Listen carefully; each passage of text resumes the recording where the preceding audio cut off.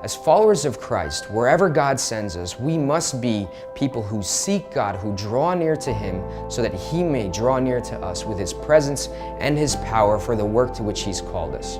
And today, I want to encourage us and even challenge us a little bit to do that with perseverance, to commit, to have fresh resolve, to persevere in seeking God for the long haul. Because I believe that it's God's desire to not just reward His children who seek Him episodically, but who persevere in doing so day in, day out, week in, week out, through all seasons of life. Now, if we want to be a little bit honest here, we'll realize that perseverance is something that we can shy away from, even shun. I mean, after all, there is so much cultural pressure for us to choose the immediate experience, because after all, anything worth having is worth having now. And so immediately we can see that we are at cross purposes. God calls us to persevere in seeking Him, and yet our culture gives us every reason not to. I think there's actually a greater challenge than even that. I think that as we seek God and endeavor to persevere in doing so, I think we need to keep in mind that God has purposes in our perseverance. If we don't keep those noble ends in mind, I think perseverance will merely turn into a pietistic discipline, or worse yet, us nagging God until He reluctantly gives us what we desire from Him. And oftentimes, this is the picture we get in the scriptures themselves. The theme of perseverance is demonstrated in the book of Jeremiah as it chronicles the experience of Israel, God's people in Babylon. Year after year, generation after generation, their cries grow louder as their experience in exile grows longer. Effectively, the people say, "How long must we be here? How long must we be in a land where nothing feels familiar, everything feels foreign?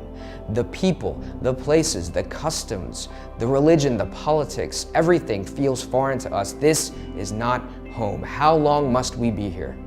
And generation after generation, their cries, their questions go unanswered, until finally a prophet speaks. And that prophet says, "Israel, your time in Babylon is done. There is no need to persevere, because we're going home. God is going to bring you back to Jerusalem." And so they think finally, everything they've been longing to hear has arrived. Because after all, the prophet has spoken, which means God has spoken. But there's just one problem. Yes, a prophet has spoken, but it's a false prophet.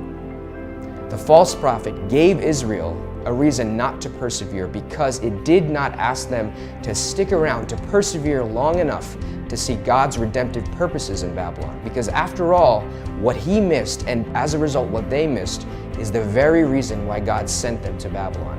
It was to call out Eden from exile.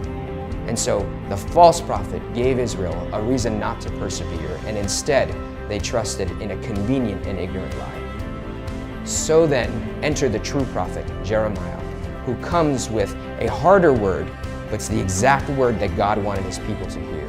It was a word, persevere.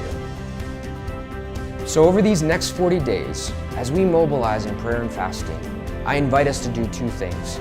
First, I invite us to reject the voices in our culture that remind us that anything worth having is worth having immediately.